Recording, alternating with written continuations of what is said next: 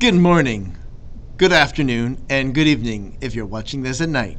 This video is about Unit 3 Inquiry Project Instructions. And what is Unit 3 all about? The topic of Unit 3 is conflict. Canadians at war.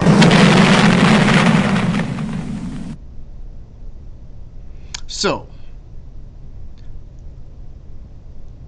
what can you choose for your topic? You can choose a topic from World War II, a topic from the Cold War, a topic from another Canadian conflict in the 20th century. In particular, you also want to choose a specific subfocus. Say you're interested in World War II, then you also want to choose what aspect or subfocus of World War II do you want to focus on. It could be people or persons, it could be a location, it could be some ideas, could be some other focused topic. You'll also want to bring it back to 1, Canadian content, Canadian people, 2, an inquiry question that you want to focus on, and 3, Mr. Vic's question. Imagine if you were in front of the United Nations. You have 5 minutes to speak. What would you recommend to the United Nations to increase peace related to your research?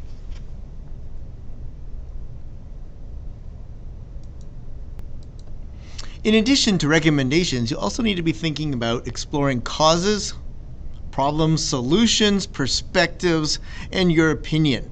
So when choosing your topic, you want to make sure you choose a topic that fits with, 1, something you want to create an inquiry question for, something you're interested in, something that you can make recommendations about to either Canada, the Canadian Prime Minister, the Canadian Parliament, and or the United Nations, or all the above. Also, something that might relate to something you could identify some problems, causes, solutions that would help you come across some ideas for your recommendations. Now,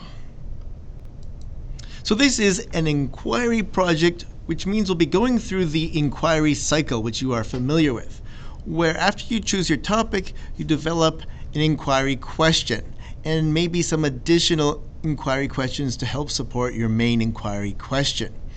After you have developed your inquiry question, which would be part 1 of the inquiry cycle, you'll move on to part 2, where you do research, investigation, inquiry, and you look for information, you look for sources through that part of the process. Then we get to step 3, we fast forward to step 3, and you get to creation, where you create a product. And we'll talk about that in a minute, your options for your product. And then finally, you get to reflection, conclusion, phase 4, step 4 of your inquiry process, the inquiry cycle. Now, let's go back to the product section, the creation. What do I have to make for this project? What do I have to create? Well, your options are very wide open, and there's a long list of them. But let's start with the classic. A PowerPoint is okay. A PowerPoint is acceptable, and for those of you who have a lot of work on your plate from other courses, there is a PowerPoint sample template that's already started for you with about 30% of the work done in terms of the organizational work. You can use that as a template and fill in some of the blanks to get you started. You can also refer to that even if you do not want to do a PowerPoint to see the headings, the topics, to help you remind you of what kind of research you may want to look for and find. Now, the final creation has to be turned into teams digitally. So you could make a 3-dimensional model or a 2-dimensional poster, but then you would have to digitize that either through photographs or video to create a digital version that you could then submit to teams. Now, with this project, you also will need to be submitting evidence of your learning throughout the process along the way. The evidence of your learning for this project is called exhibits. So there's exhibit 1, 2, 3, 4, and 5. Exhibit 5 here is the main part of the project where the mouse is moving on the screen.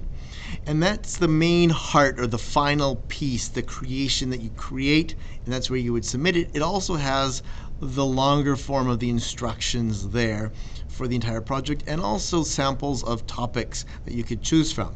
There's also some topics under Exhibit 1, but the main instructions are under Exhibit 5. For example, you could choose to do something about World War II, or you could choose to do something about the Cold War, like the Korean War, or you could choose to do something later on like the Canadian peacekeeping force in Rwanda in Africa, led by Romeo Dallaire, or you could do something even domestic like the FLQ crisis, where the FLQ was involved in throwing a Molotov cocktail explosive bomb.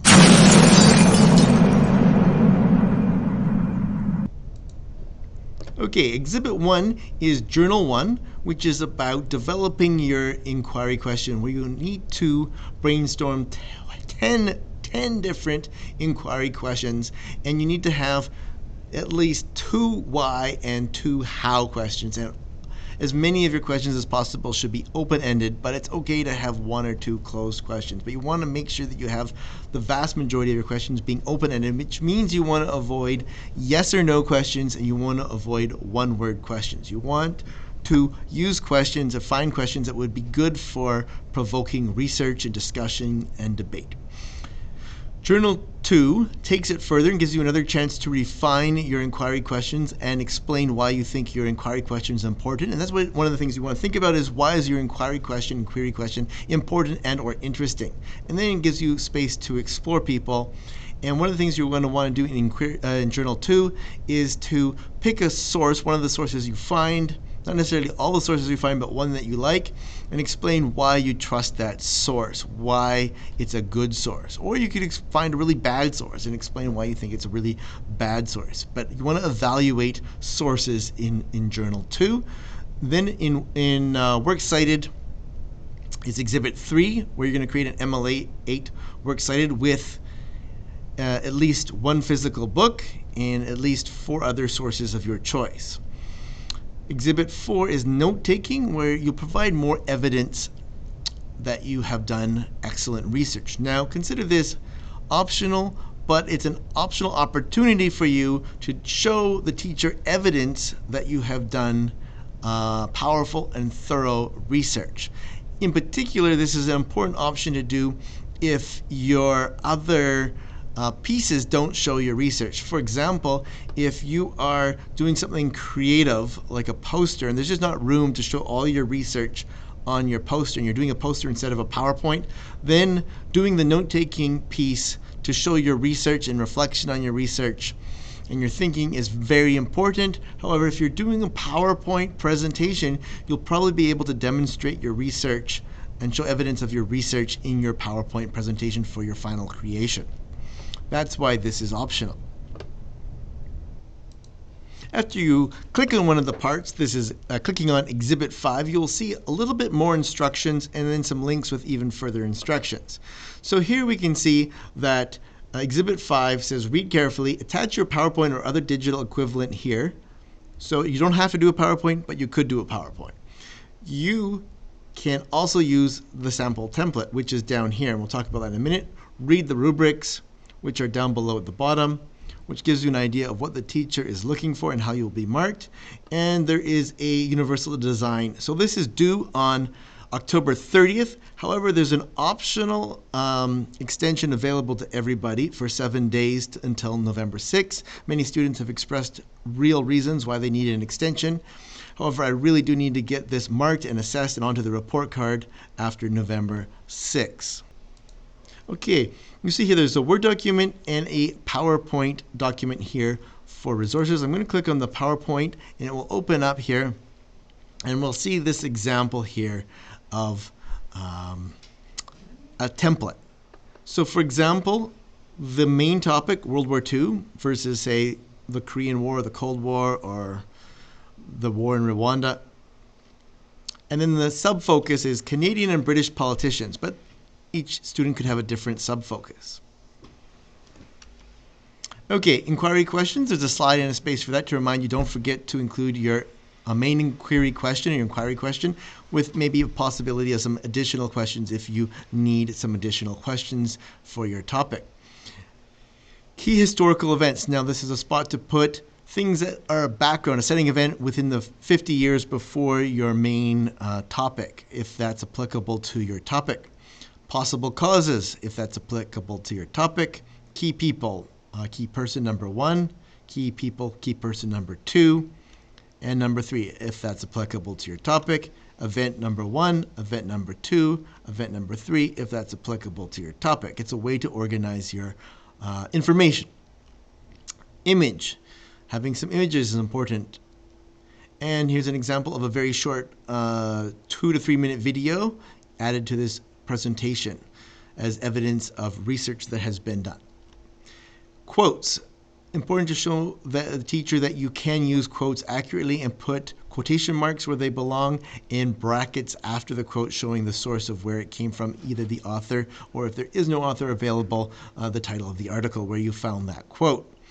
And it's also a good effort to try to show that you can find a quote about somebody as well as a quote by somebody. For example, if your topic is focusing on Churchill, it's more interesting to find some quotes about Churchill by somebody else. What is somebody else's opinion of Churchill, not just quotes said by Winston Churchill. A map, if that relates to your topic, is an option for a visual aid. And perspectives. Now, perspectives is a critical, important piece of your project and will be evaluated under criteria D.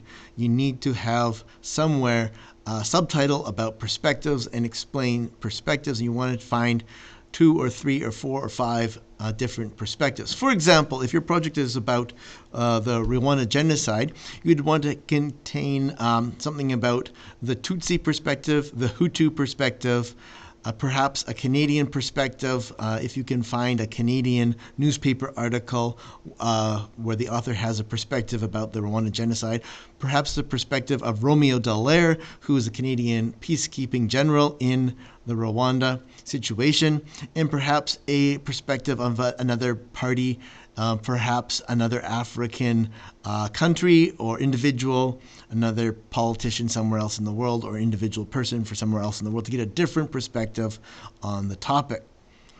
Same thing if you were doing World War II, to include a French-Canadian perspective in addition to, say, the Prime Minister's perspective of the Prime Minister of Canada. Judgments of the actions and recommendations for the United Nations. So, to make recommendations easier, one of the things you want to find are causes and problems. And say, for example, if we're going back to the last example of the Rwandan genocide, some of the causes could be colonialism and racism, are 2 big words that could be expanded on, and therefore some of the recommendations and solutions would resolve on the word colonialism and the word racism. How do we find solutions to those problems? Okay. Conclusion, part 1. In conclusion, this is where you would state your opinion clearly and back up your opinion with because of these following 3 reasons, and explain reasons about why you have your opinion.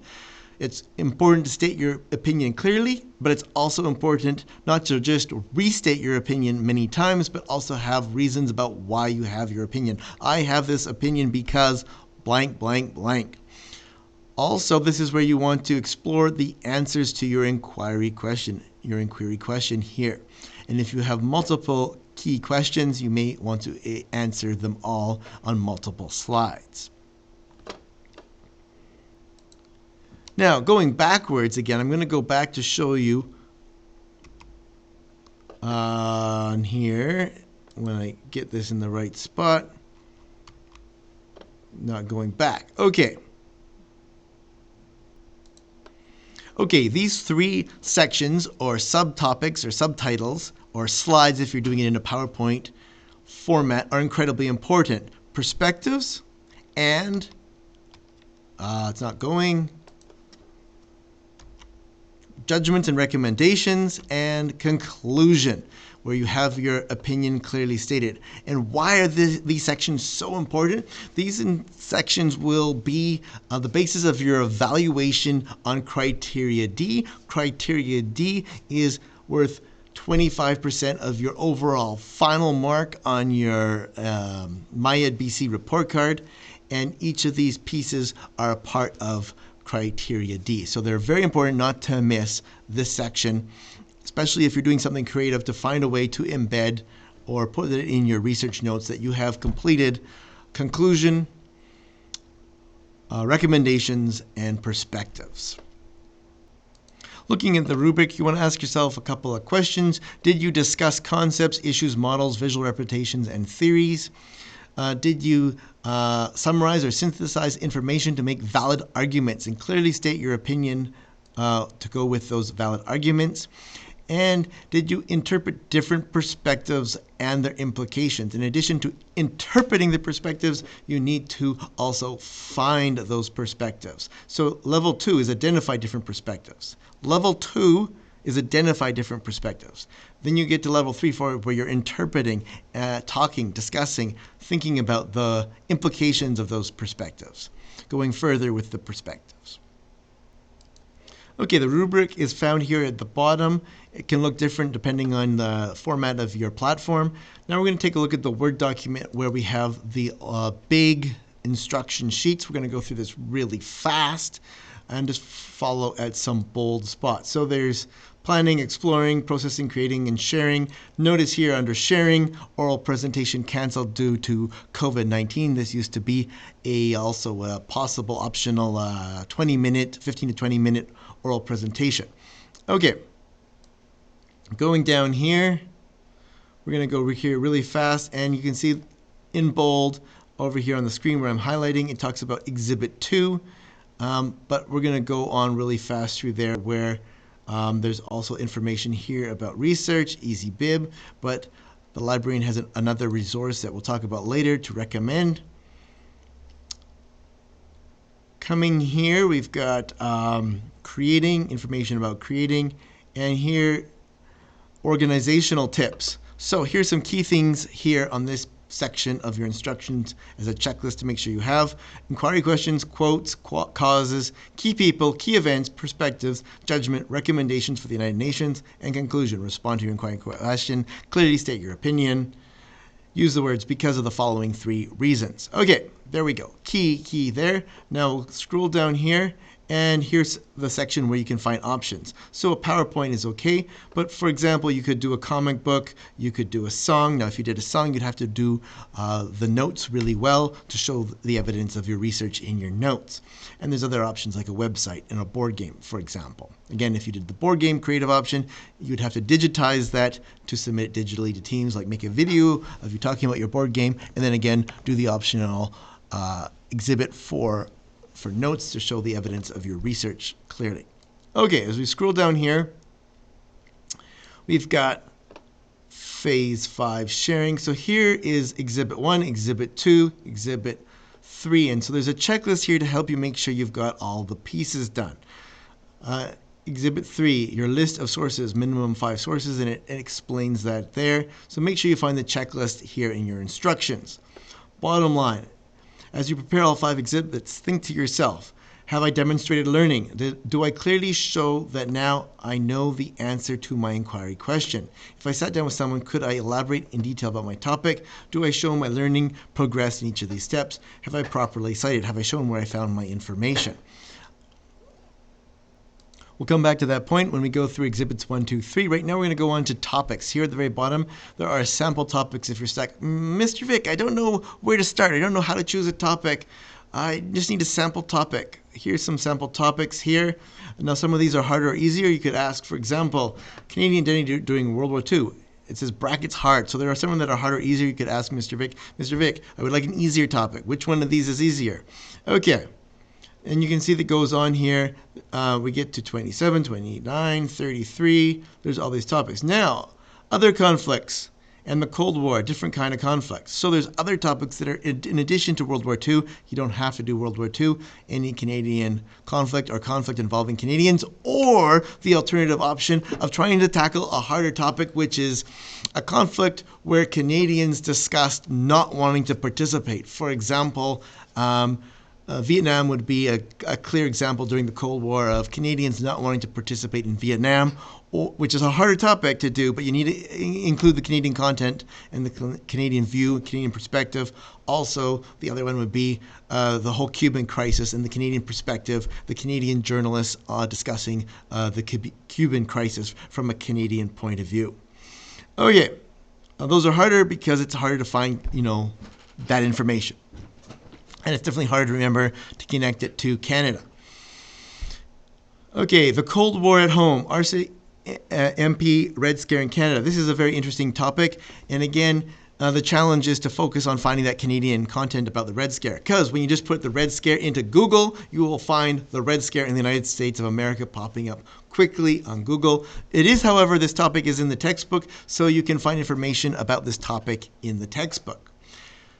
Very interesting topic, and there are very interesting events in Canada, and the events in Canada were very different than what happened in the United States of America, not quite as extreme, but there was a Red Scare in Canada during the Cold War, and it's interesting to discuss, and also it would be interesting to compare the story of the Red Scare in Canada to the Red Scare in the United States of America, but make sure if you choose a topic like that, you include the Canadian content with any of these topics that would apply. Okay, scrolling down here, you can see the Suez Crisis, Canada, Peacekeeping, Lester Pearson.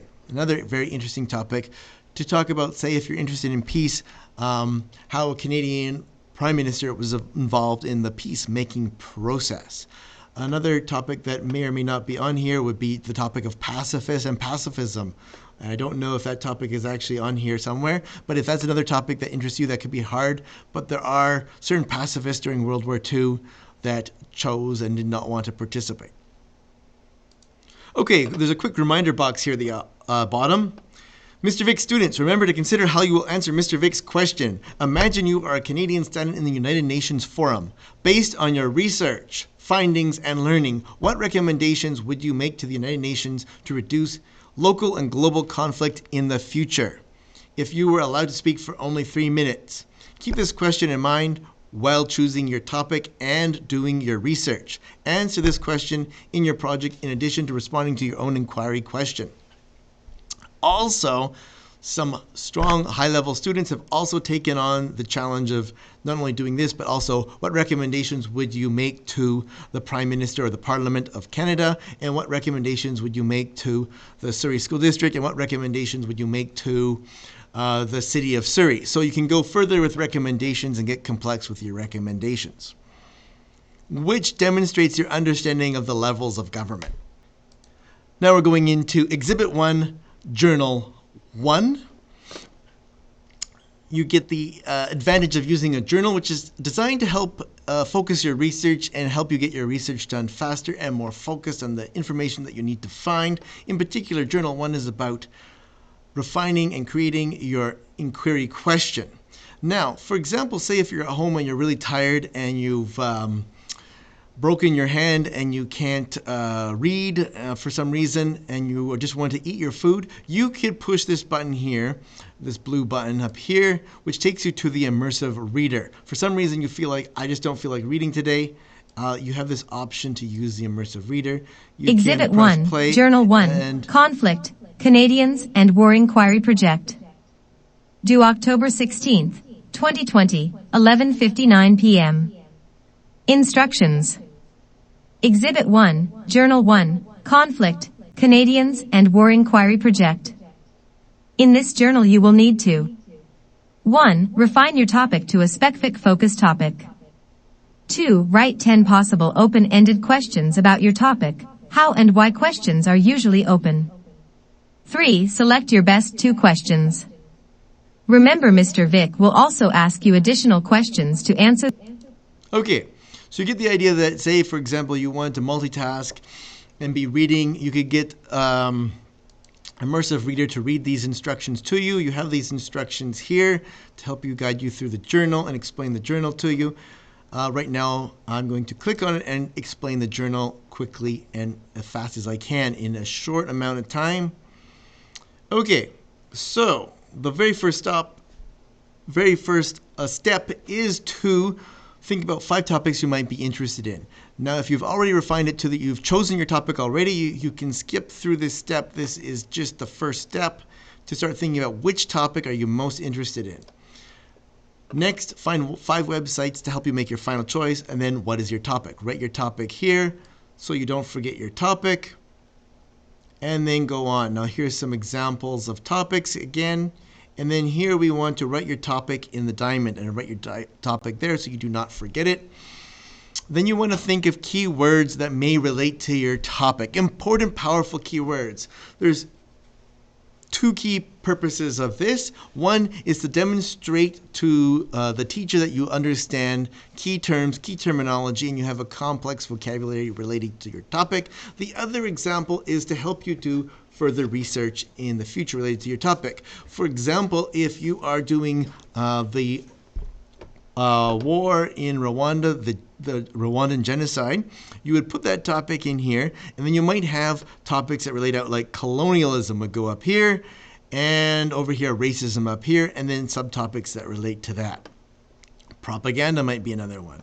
Same thing if you're doing World War II, you might have racism, nationalism, militarism, imperialism, colonialism, feminism, many isms that you want to connect your topic to. You might have Yalta Conference that comes out of that. You might have people that come out of that.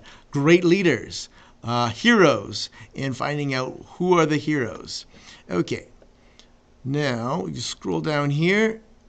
Then you want to combine different words as questions or searches into Google or other search engines to combine your topic, like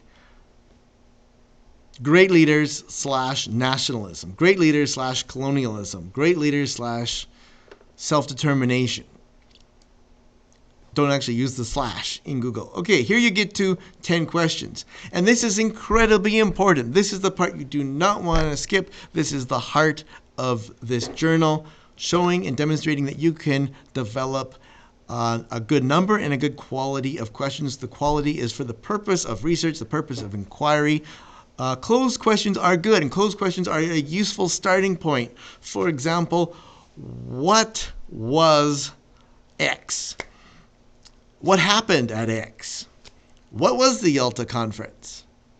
But then once you get to what was the Yalta Conference, you want to think about deeper questions. Oh, how did the Yalta Conference have significance over time?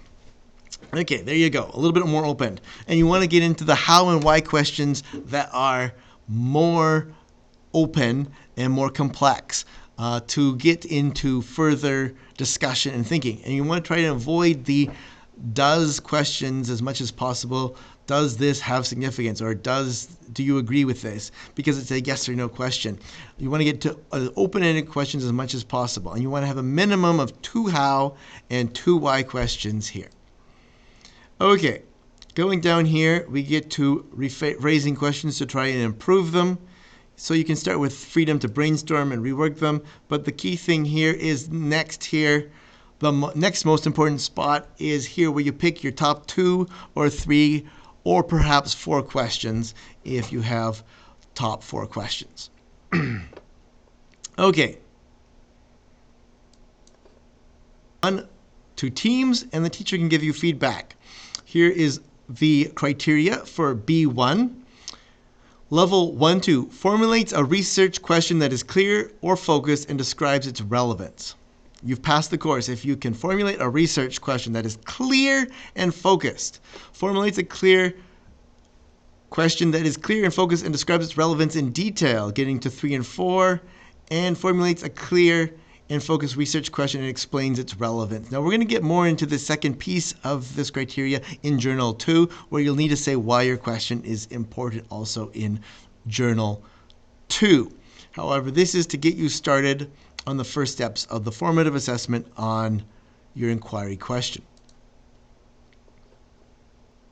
Okay, now I've opened up Journal 2. At the very bottom of Journal 2, you'll find this question here: why are your inquiry questions important? Take time to do an excellent job here. This is a very important part of Criteria B, Strand 1 in the rubric. Also, this is a simplified version of significant, connected. You want to think about what is the global impact, what is the impact to the world, what is the impact to Canada, what is the impact to Surrey. Does your inquiry question relate to making the world a better place, a safer place, a greater country of Canada? Why is your question important to you and the people around you and your audience? So think about why your question is important and interesting to your audience right from the very beginning of developing your topic and your inquiry question, so that you're able to get to that place of you've already understand why your question is important. Now, in order to do research, you want to use multiple words in Google as much as possible and combine different combinations of different key words.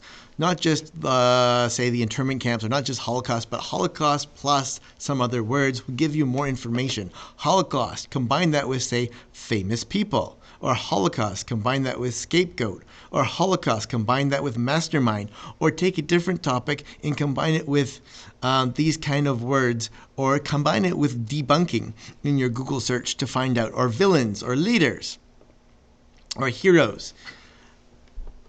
Use complex searches in Google. What is the significance of blank is a nice research question to ask Google. As you continue your research, you want to continue to find more and more keywords to combine into combinations into Google and other search engines, and eventually moving up to academic search engines. But starting with Google, you want to find 5 to 10 people. Then you want to find 5 to 10 events. Then you want to find ideas, ideologies, debatable issues, or theories, some other words that you can combine. For example, militarism would be an ideology you could put here. Communism would be an ideology you could put here. Okay. Choose 3 most interesting people to do further research. So you want to start by finding the people. And here I have to remind you again, include a Canadian, or 2 Canadians. Include the Canadian Prime Minister if you're stuck, but you also could include the Premier of Quebec to get a French-Canadian perspective, or include a Canadian journalist or author that has an interesting point to say about your topic. Okay. Oh, yes. Criteria. Why? I chose Churchill. Why? Because he was an influencer and he's famous for being a hero. Try and think of the criteria. I chose Hitler. Why did you choose Hitler? Explain what criteria of why. Well, I'll let you figure that out. Okay. Source. What's this section all about? Many students say, Mr. Vic, I want to take a little deep look at Hitler and Churchill and a Canadian politician, but I want to look at them from many sources, not just one source. Yes, that's fine. But choose one source for this particular exercise. The point of this exercise is question 2, and you're trying to find a good or a very bad source and talking about who wrote this information, can it be trusted, why or why not. And you should try to get 3 reasons here, ideally, but things like this site I went to, this website I went to is very reputable, has a great reputation. This is a university. This is a university professor. This person's a doctor. This individual who I'm quoting has a great reputation. They have credentials. I checked the facts in multiple locations, and the facts match other websites. It's from a government source with a government which has a good reputation for good information, etc., etc., etc. It's from an international body like the United Nations that has a reputation for facts. But you want to talk about why that information can be trusted or why not. And that's okay to find. I found this information at a very biased newspaper source, and it can be only trusted in so much as it agrees with the opposite bias because it's very biased, and it cannot be trusted because its bias is this and it's funded by that. Okay. Now, to help you focus your research, find say, for example, a person that relates to your topic, like Winston Churchill. What did this person do to become important and famous? Well, Churchill wanted to resist the Nazi war machine. Evaluate this person. Was this person a leader, a hero, a villain, or balanced? What would be this person's top IB learner profile?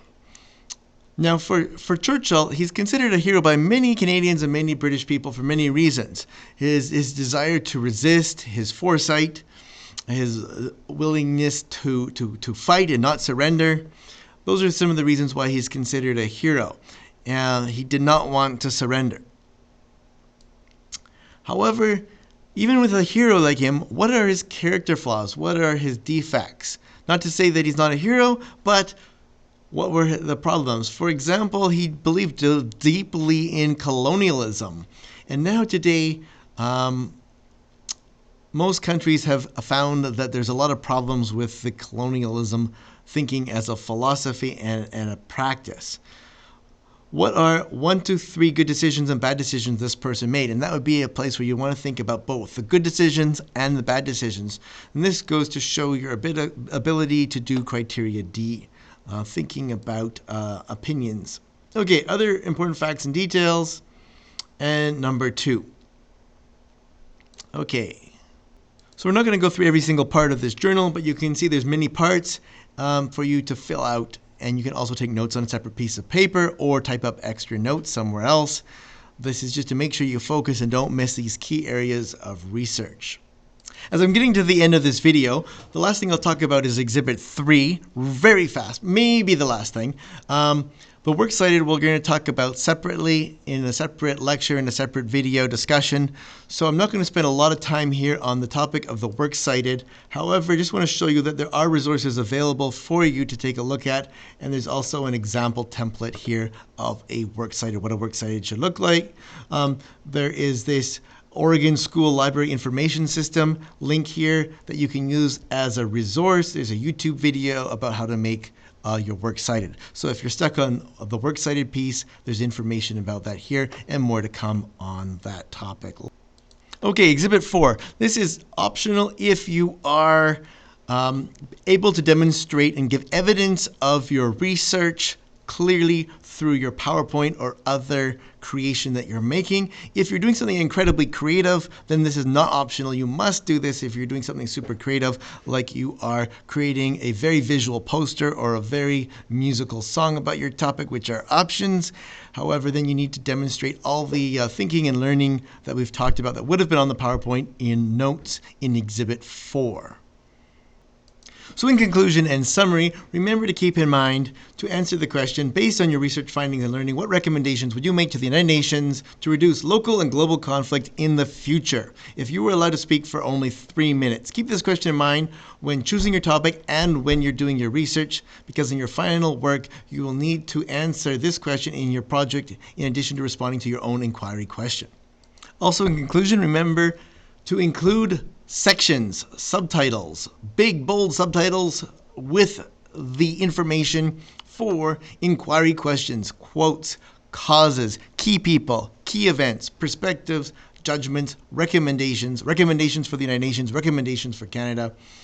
Conclusion, respond to your own inquiry question and clearly state your opinion. Use the words in your conclusion because of these following 3 reasons. Also, if you're doing a PowerPoint, make sure to include images, maps, quotes, optional embedded 1 to 2 minute video as evidence of something you have done research. Okay, feel free to ask me questions by either email or chat.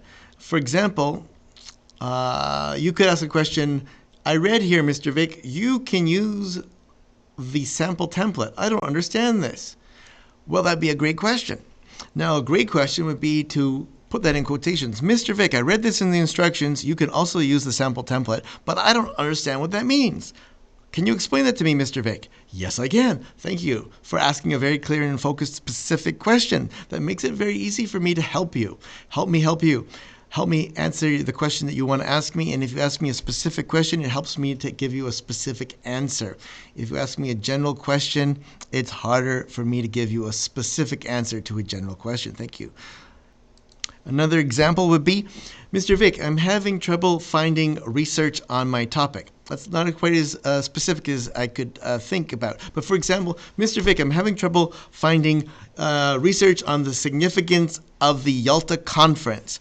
That I can help you with. It's specific. I know what you're looking for and I know what you're stuck on. I can help you find information related to what you're stuck on. So remember to keep your questions as specific as possible. Then I can help you faster and sooner and more clearly with more specific information. Any questions? Okay, let's assume somebody did ask that question. You can also use the sample template, and they're like, I don't understand what that means, Mr. Vic. Can you explain that? And it's like, oh, sure I can. What that means, you can also use the sample template. We'll go down here. This is a sample template here. You can download it to personalize it and then re-upload it, or you could probably edit it right here. Let's see if I can edit it right here. Edit in PowerPoint. Edit in browser. So it's probably better to download it because it will give you more power to download it. But let's see what happens if I click edit it in the browser. It allows me to edit it in the browser. I come down to, let's say, inquiry questions, and I want to write my inquiry question. How can I evaluate Winston Churchill compared to ... Okay, there's an example. Spelling, evaluate. How can I evaluate Winston Churchill compared to... There's an example of starting the inquiry question that you would add there, and that's how you would sort of customize that to what you want. Now I can go Control-Z, Control-Z, Control-Z, Control-Z, Control-Z, and then it's not done. Okay, close. And that's an example of how you could use that template to fit your need. Another reason to download it and resave it and then re-upload it would be allow you to change the name to something that fits your project. So you could put the name of your project in the save file. You could also then switch this to, instead of being by Bart, being by your name here, and get rid of the word sample.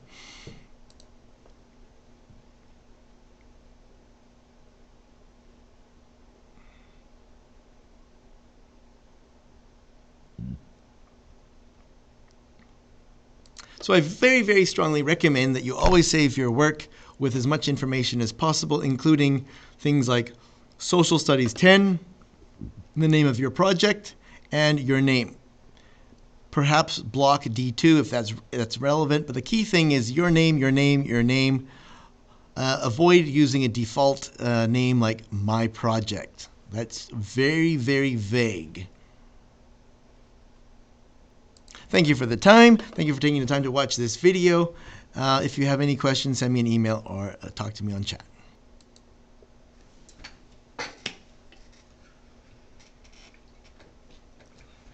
Whoops, it's still recording. Let's cut. Video is now over. Have a great night. Looking forward to seeing you tomorrow or the next day or the next day. Have a good night. Get some sleep. Good sleep is good for the health.